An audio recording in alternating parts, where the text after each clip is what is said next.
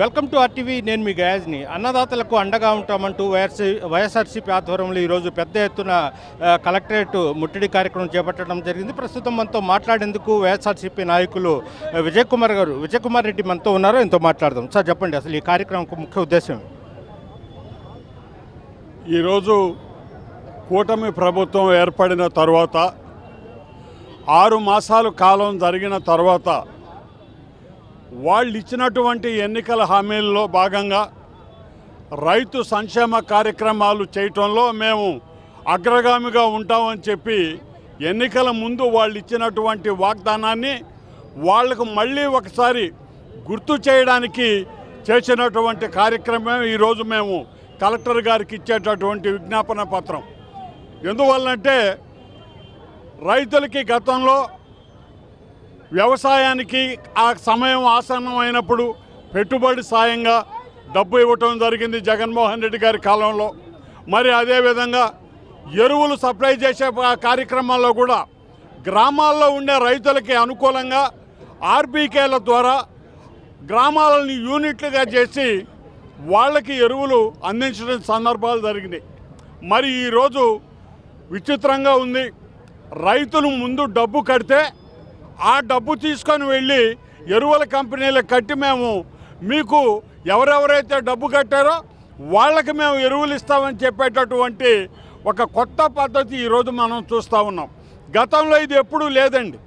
రైతులు మామూలుగా ఆర్బీకేల ద్వారా ఇదిగో పలానా రోజు ఎరువులు వస్తూ ఉన్నాయంటే ఆ స్థానికంగా ఉన్నటువంటి రైతులు అక్కడికి డబ్బులు తీసుకుపోయేది, అక్కడ ఉన్నటువంటి అధికారులకు కట్టి వాళ్ళ గ్రామాల్లోనే ఎరువులు తీసుకుపోయేటటువంటి పరిస్థితి.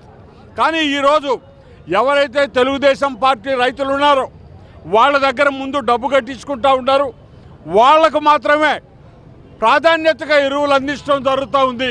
అదే రకంగా ఆ గ్రామాల్లో ఉండేటటువంటి ఇతర పార్టీలకు సంబంధించినటువంటి రైతులు మేము డబ్బు కడతామన్నా కూడా వాళ్ళని వెనక వరుసలో నిలబెట్టేటటువంటి పరిస్థితులు చూస్తూ ఉన్నాం.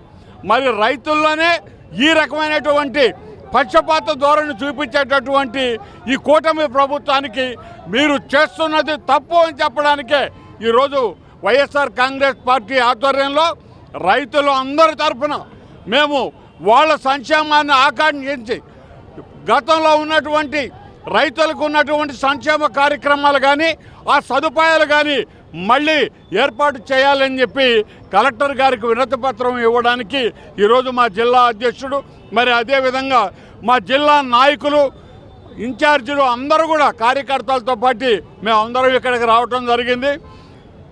నాయకులు మన మహావ్యక్తి రాజ్యాంగ నిర్మాత పెద్దలు బిఆర్ అంబేద్కర్ గారికి నివాళులు అర్పించిన తర్వాత మా జిల్లా అధ్యక్షుడు కాకాని గోవర్ధన్ రెడ్డి గారి నాయకత్వంలో ఇక్కడ ఉన్నటువంటి వైఎస్ఆర్సీపీ కార్యకర్తలు మొత్తం ఈ శ్రేణులందరూ కూడా కలిసి కలెక్టర్ ఆఫీస్ గారి దగ్గర పోయి కలెక్టర్ గారికి వినతి పత్రం ఇవ్వటం జరుగుతుందని మనం చేస్తున్నాం. సార్, అంటే కూటమి ప్రభుత్వం ఏర్పడి 5 నెలలు కావస్తుంది. వాళ్ళు సూపర్ 6 మేము అంచెలంచెలకు చేస్తున్నాము, కూటమి ప్రభుత్వం పట్ల ప్రజలు చాలా ఆనందంగా ఉన్నారు అంటారు.